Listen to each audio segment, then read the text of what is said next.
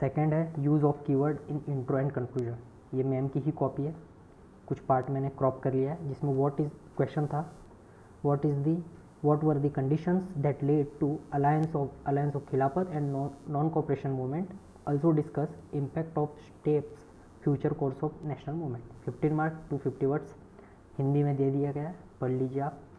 तो कीवर्ड्स को कैसे यूज़ किया है मैम ने यहाँ कि alliance of Khilafat and non cooperation movement in 1920 under leadership of Ali brothers and MK Gandhi, break through in national movement is in subcontinent. बहुत simply alliance of Khilafat non cooperation movement and Khilafat 1920 basic leaders की details, और ये national future course of action में इसका जो impact हुआ national movement, again वो भी national movement.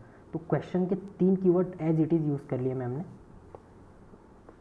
And keyword use करने की वजह से रिलेवेंट हो गया इंट्रो।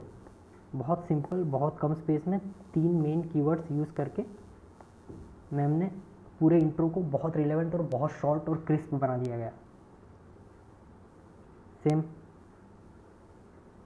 कीवर्ड्स का यूज़ इन्होंने यहाँ पे कंक्लूजन में किया है कि थस खिलाफत and NCM non cooperation movement through important phase of Hindu Muslim unity could never fully transform this long term inclusion of Indian nationalism. तो अगेन कीवर्ड्स का यूज़ खिलाफत, NCM, हिंदू मुस्लिम यूनिटी, एक कीवर्ड का यूज़ कर दिया। अब इसके फ़ायदे क्या होंगे? ये टाइम सेव करेगा थिंकिंग पर, ये डायरेक्ट बना देगा हमारे आंसर को according to demand of question, ये इवोल्यूटर के लिए भी बहुत इजी हो जाएगा, तो थिंकिंग के लिए भी हमारा टाइम बचेगा और चेकिंग में भी इवोल्यूटर का भी टाइम बचेगा और स्पेस भी फिल कर देगा।